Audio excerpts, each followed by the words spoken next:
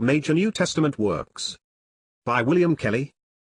The Epistle of Paul, 2 Timothy. Brief summary of the second epistle of Paul to Timothy.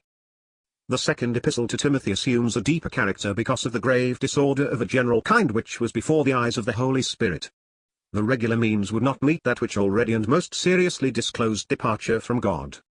Hence in the address, it is no longer according to command, but by God's will according to promise of the life that is in Christ Jesus, anticipating in measure that truth on which the Apostle John falls back for the last time. Individual fidelity is the more required, yet there should be in no way giving up but maintaining the divine association of saints. 2 Timothy 1. The value of unfeigned faith rises before the Apostle's heart in this last word of his to his beloved child, to whom he again wishes grace, mercy, peace. He thanks God whom he serves from his forefathers in a pure conscience, with increasing remembrance of Timothy and his tears, and with longing to see him that he might be filled with joy. He speaks even more decidedly of the faith which dwelt first in Timothy's grandmother and in his mother, as in his child also, verses 1 to 6. He puts him in mind to stir up the gift of God in him through the imposition of the apostles' hands, and bids him not be ashamed of the Lord's testimony, nor of Paul his prisoner, but to suffer evil with the gospel according to God's power.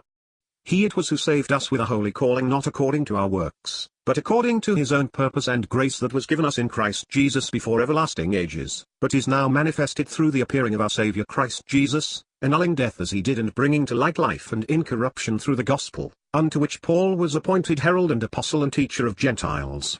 For this cause, Paul was suffering thus, but not ashamed, for I know whom I have believed and am persuaded that he is able to guard for that day my deposit. Verses 7 to 12. Hence he says, have an outline of healthful words which thou heardest from me in faith and love that is in Christ Jesus, the good deposit guard through the Holy Spirit that indwells in us. Scripture alone is reliable, as is afterwards expressly said, not human tradition, of all things the most uncertain. Timothy knew the cowardice of many, that all those in Asia, specifying two, had deserted Paul. How different Onesiphorus, for whom and whose house he asks mercy because he often refreshed him, and when in Rome the more diligently sought him out when a prisoner, besides his loving service in Ephesus, verses 13 to 18. 2 Timothy 2. Faithful as Timothy had been, the apostle is most earnest, thou, therefore, my child, be strong in the grace that is in Christ Jesus. And the things thou heardest from me among many witnesses, these entrust to faithful men, such as shall be able to teach others also. Thou, therefore, take thy share of suffering evil as a good soldier of Christ Jesus. No one on service entangleth himself with the businesses of life, that he may please him that enlisted him. But if one also contend, in the games, he is not crowned unless he have contended lawfully. The laboring husbandman must first partake of the fruits, verses 1 to 6. These maxims need only to be correctly represented to carry their weighty sense. It was no right, but truth which had to be communicated, yet suitably in earnest devotedness is pressed, and subjection to the Lord's will and, as the laborer, first to share the fruits. Remember, says he, Jesus Christ risen from the dead, of David's seed, according to my gospel, wherein I suffer evil unto bonds as a malefactor, but the word of God is not bound, verses 8 and 9. Royal rights gave him no exemption. On the contrary, death was his portion, and what a death! Him Paul followed and imitated as far as this could be, as he urges on all in verses 11 to 13, and on Timothy to put them in remembrance of these things, instead of wordy fights worse than profitless. His earnest zeal cut straightly the word of truth, warned by two others whom he names as samples who had strayed in asserting the resurrection as past, overthrowing faith under so spurious an exaggeration, verses 14 to 18. This gives occasion to an instruction of great and general value.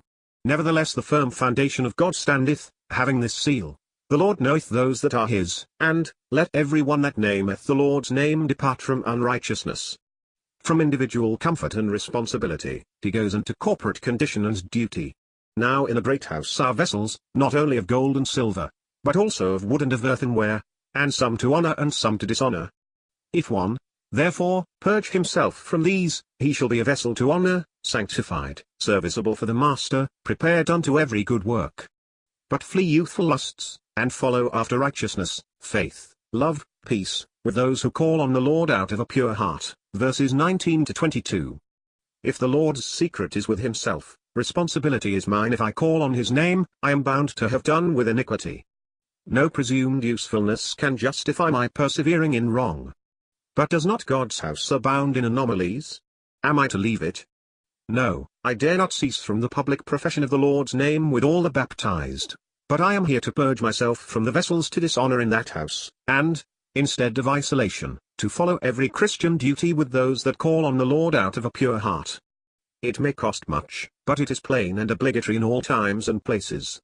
And while moral care is ever incumbent, he claims my soul also, with a peaceful and gentle bearing, in meekness instructing those that oppose, if haply God may give them repentance unto acknowledgement of truth, and that they may wake up out of the snare of the devil, taken as they are by him, for his will. Verses 23 to 26. 2 Timothy 3. Next comes a solemn warning of the outlook in Christendom, for many would expect progressive good on earth. But this know that in the last days difficult, or grievous, times shall be there. For men shall be lovers of self, lovers of money, boastful, haughty, blasphemers, disobedient to parents, unthankful, unholy, without natural affection, implacable, uncontrolled, fierce, haters of good, traitors, headstrong, puffed up, pleasure lovers rather than God lovers, having a form of piety, or godliness, but deniers of its power, and these turn away from. Verses 1 to 5. One might have shrunk from a course so peremptory, had the apostolic charge been less plain. It was direct to Timothy, but for every Christian also.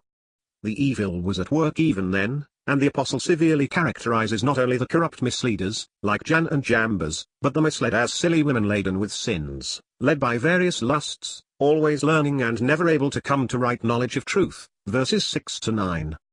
As the false or senseless teachers have their limit set, Timothy is told how he had closely followed Paul's teaching, course, purpose, faith, long-suffering, love, patience, persecutions, sufferings. Such is the ministry of Christ the Lord, with persecutions endured, and the Lord delivering out of all.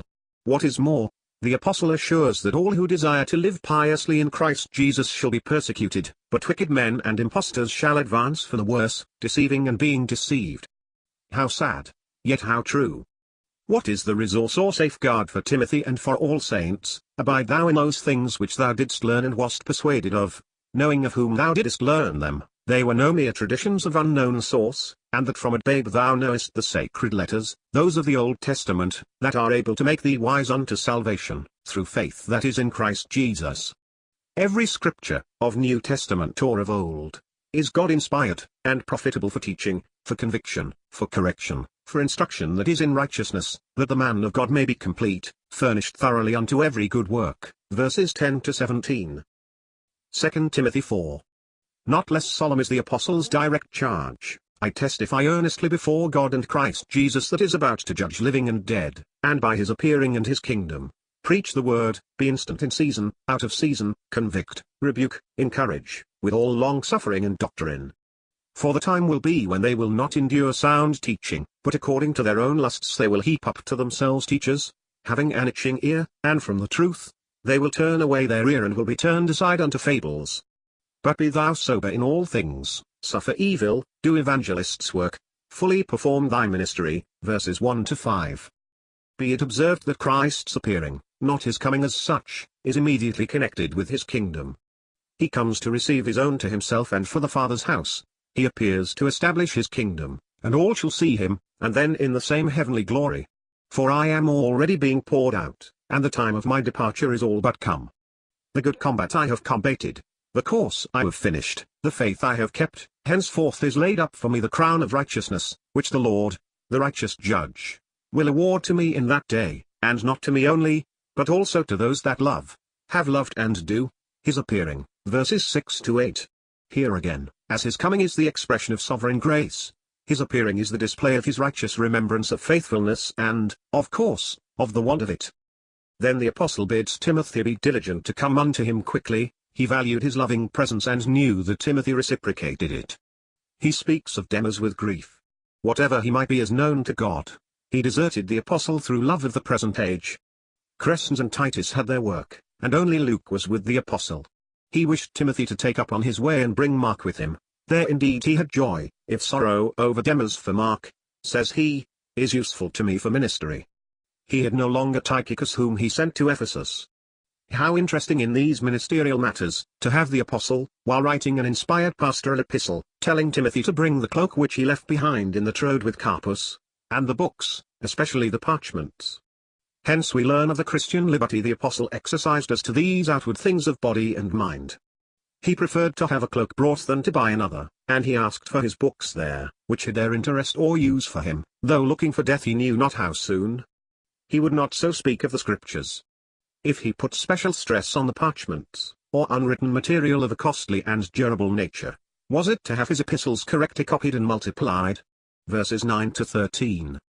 Next, he alludes to the hostility of Alexander the coppersmith, not in a prayer, but in the grave conviction that the Lord would render to him according to his works, for he showed much evil against the apostle, who warns Timothy also to beware of him, verses 14 and 15. Paul pathetically names how all deserted him on this repeated imprisonment when his first defense came on, but the Lord stood by him, turned it for all the Gentiles to hear, and delivered him from most imminent danger, as he also surely would from every evil work, and preserve him for his heavenly kingdom. He wishes salutations to his old friends, Prisca and Aquila, and to Onesiphorus' house. He tells of Erastus at Corinth, and Trophimus left sick at Miletus, for a sign of healing, as the rule did not apply to a Christian, who came under the Lord's government. He gives the greeting of Eubulus, Pudens, Linus, Claudia, and all the brethren. He prays that the Lord should be with the spirit of Timothy, and grace be with him and others there, verses 16 to 22.